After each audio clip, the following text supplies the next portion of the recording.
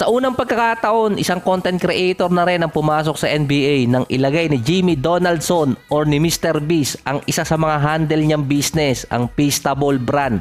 Under kasi yon sa Donaldson Company. Marami na ding under sa company na yon, ang isa doon yung Mr. Beast channel at yung Feastable na isang website or apps na pwedeng mag-order ng pagkain. Under din yon kay Jimmy Donaldson.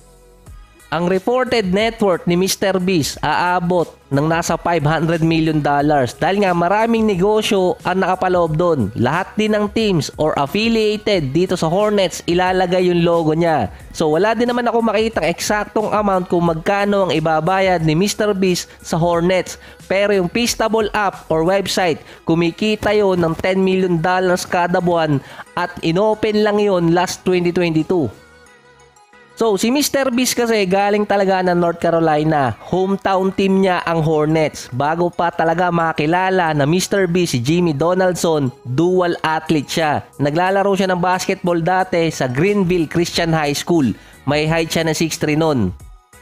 Meron din siya mga videos na nilabas dati sa channel niya na about sa basketball at naglalaro din siya sa mga celebrity game. Kalaban doon ng ibang content creator. Sa Max Prep, meron siyang stats doon. Hindi ko lang ma-screenshot dahil down yung server nila. Ang pinaka main sport talaga ni Mr. Beast, baseball. Doon talaga siya pang college level. Hindi lang niya tinuloy at mas pinili niya ang pag-create ng mga videos. Since may background din si Mr. Beast sa basketball nung high school, in the future, posible siyang makita sa celebrity game ng All-Star Weekend or kaya bumili ng minority shares ng Hornets. Isa pa, pwedeng mapataas ni Mr. Beast ang marketability ng Hornets dahil isa nga sila sa mga team na mababa yung value at yung media market. Lahat kasi ng kinakabit yung pangalan niya, tumataas din yung value kahit yung ibang mga bagong content creator. Sa Media Day naman, sinagot na ni Kawhi yung tungkol sa bagong policy. Hindi naman siya nag-low load management. Nung nasa Raptors pa kasi siya, galing talaga siya sa injury noon. Ang details noon nasa doktor niya. At bago kasi maglaro ang isang player, kailangan niya ng medical clearance.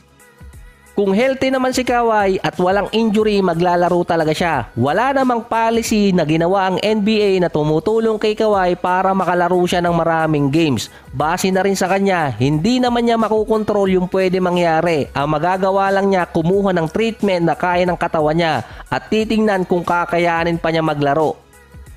Kita kasi sa interview ni Kawhi na parang naiinis na rin siya na ang lumalabas pinagkakatuwaan siya ng liga dahil sa ginawa niya sa Raptors. Pero dapat tigilan na yon dahil injured talaga siya ng buong taon doon.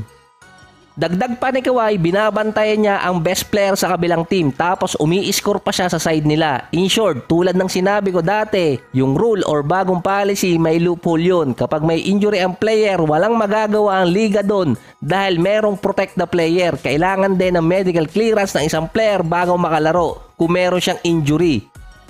Dalawa lang naman ang pamimilian niya, ma-injured or swertehin na makalaro ng buong season at umabot ng playoffs. Two-way player din kasi siya at hindi naman niya maiiwasang magkaroon ng injury lalo na at meron siyang dalawang major injuries na nakuha dati. Kahit si Paul George sa Media Day, sinabi rin naman na kung healthy siya, maglalaro talaga silang dalawa ni Kawhi. Sabi din ni Coach Tyronn Lue, nagre-ready na sila this coming regular season na kung healthy si Kawhi at PG, maglalaro naman talaga sila. Ang policy naman, hindi pwedeng iupo ang player kung walang approval ng NBA at kung wala din dun sa exception. 35 years old or merong certain mileage. Hindi rin naman malinaw na sinabi doon na bibigyan nila ng penalty ang isang player kung meron yung injury, lalo na kung tatapat pa ang pagpapahinga niya sa kanyang injury sa national TV coverage.